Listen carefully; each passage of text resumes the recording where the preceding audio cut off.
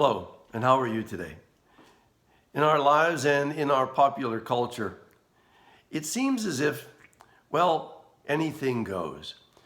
If it makes us happy, or so we say, then it must be okay. But what really is our happiness?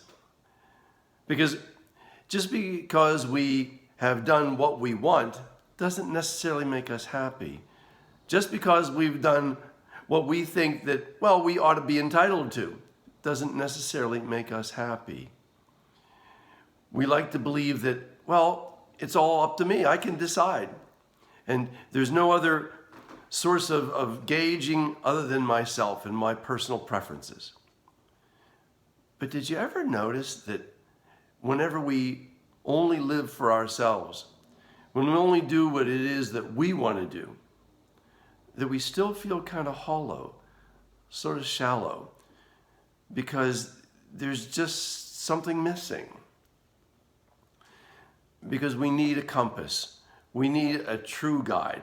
And my own personal feelings, which one day could be one place and another day somewhere else, are not stable enough to really make a firm decision as to how to strongly live my lives. I need something deeper than that, more substantial than that. We need our faith. We need our God. He is our foundation. He is our root, our strength. And once we base our lives not on our day in, day out whimsical lifestyle, but once we base our lives on the Lord, then we have strength. Then we have possibility. Then we have hope. Because even when we don't have the answers, we know we have God who does. You know, in the gospel story today, Jesus speaks in very black and white terms, makes it very clear to us what's in his mind and on his heart. Listen to what he says. He says, "Whoever eats my flesh and drinks my blood has eternal life, and I will raise him on the last day." Pretty clear. Pretty clear. Whoever eats my flesh and drinks my blood has eternal life, and I will raise him on the last day. That's what he says he's going to do if we accept him into our lives. And then again in the gospel he says, "Whoever eats my flesh and drinks my blood remains in me and I in him." That ongoing presence of God in our hearts and our lives. It's clear. But sometimes we don't like clear. Sometimes we like gray. Sometimes we like to put the situation as more important than the eternal, which is where we get into trouble. Or we look at Paul today in that first reading, that marvelous story of Paul on the road to Damascus when he gets knocked off his horse and he has a vision of Jesus Christ risen from the dead. And the Lord asks him, Paul, why are you persecuting me?"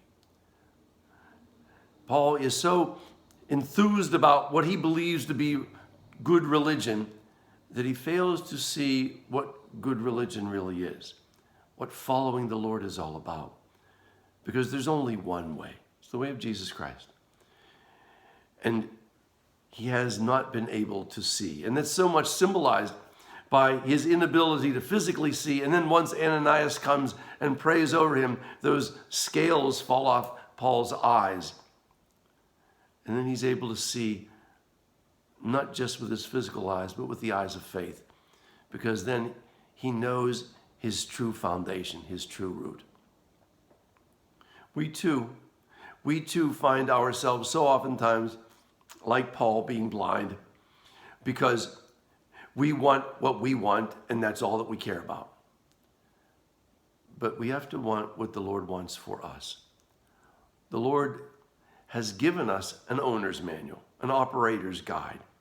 He has shown us how we are to live because he has shown us how we are to love. That's our faith. That's our root.